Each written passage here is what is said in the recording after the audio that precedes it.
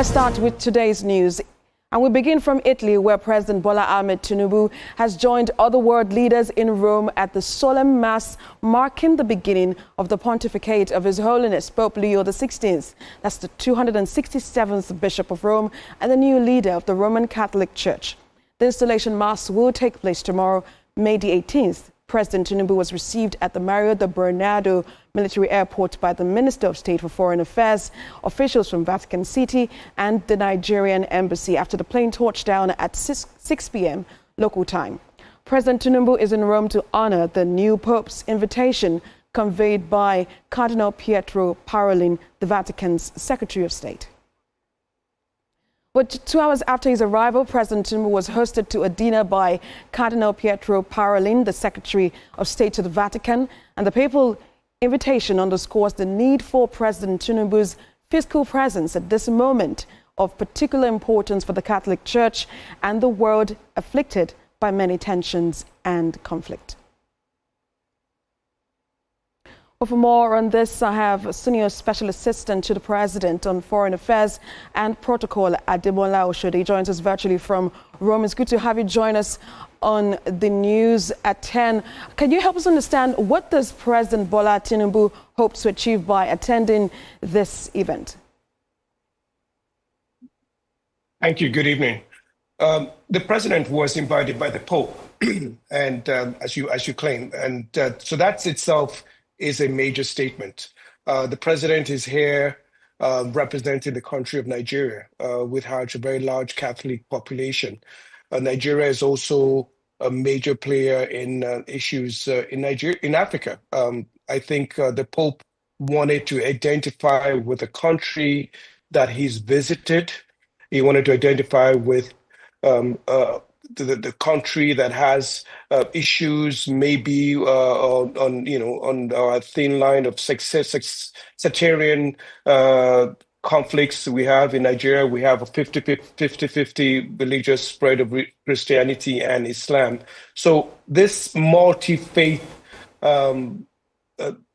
visit, as the president is taking, it shows the fact that Nigeria has brought in issues that represents Africa's interests, Africa's growing population, Africa's recognition as Nigeria as a major player in Africa, and also in religious, religious doctrine, especially with Catholicism on the continent. President Tinubu represents a country whereby people had misconceptions about the leadership of the country, having a Muslim president, a Muslim vice president. This misconception has basically been alleviated with this visit in many cases. It shows the fact that not only is it representing Nigeria, it's representing the Christian faith, the Christians in Nigeria. It shows the fact that the president is open-minded and is also been recognized as this. So we have places in around the world that see Nigeria and see the fact that Christians have been persecuted in our country. And in many cases, it's not necessarily a religious issue. It could very well be a communal issue with herders and farmers, etc. So this visit is the symbolism of it shows the fact that Nigeria is been recognized, and Nigeria has a very liberal, accepting president that is ready to embrace all religious faith that carries itself in the country. And does the president foresee any collaborative effort between the Nigerian government and the Vatican in addressing some of these issues, particularly climate change, poverty, and global health crisis that we've seen? Yes, of course. It's the Vatican itself is almost it's a country on its own. So it's the head of state being the Pope. But all issues regarding, of course, dealing with global challenges, climate change, migration. There's a lot of Africans or a lot of people coming in through the coast of the Mediterranean to come to Italy. So that's a pressing issue. But I want to believe this is mainly a religious issue, a religious visit. The investiture of the Pope happening tomorrow, Sunday. It's something that is pressing on the mind of the religious leaders. They want Nigeria, with its massive Catholic population and a very liberal and accepting head of state, to honor that occasion. And that's why the president of Nigeria was invited.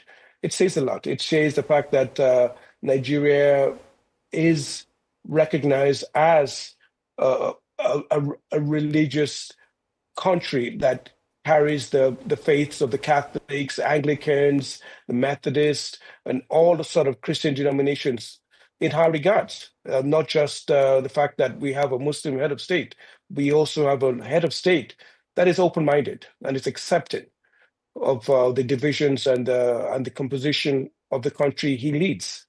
And that's the symbolism and the diplomacy of this visit says a lot about that. And I'm just wondering how the Vatican, of course, the role they play in Nigeria's international diplomatic strategy. It is huge, because the Pope himself has visited Nigeria several times. He visited, I think, Nasarawa State, Plateau State. So Nigeria is not new to papal diplomacy, so to speak.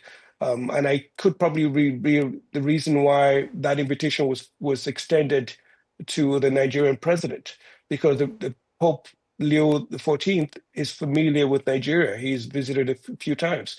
So this invitation is an extension of him saying, well, I know this country, I'm familiar with the country, and I would like this country to be represented in my investiture. And I think that's be a good reason why the president of Nigeria was invited. And not every president was invited. Only very few heads of states are here. I'm not sure if there's any other African leader it will be attending the investiture on Sunday.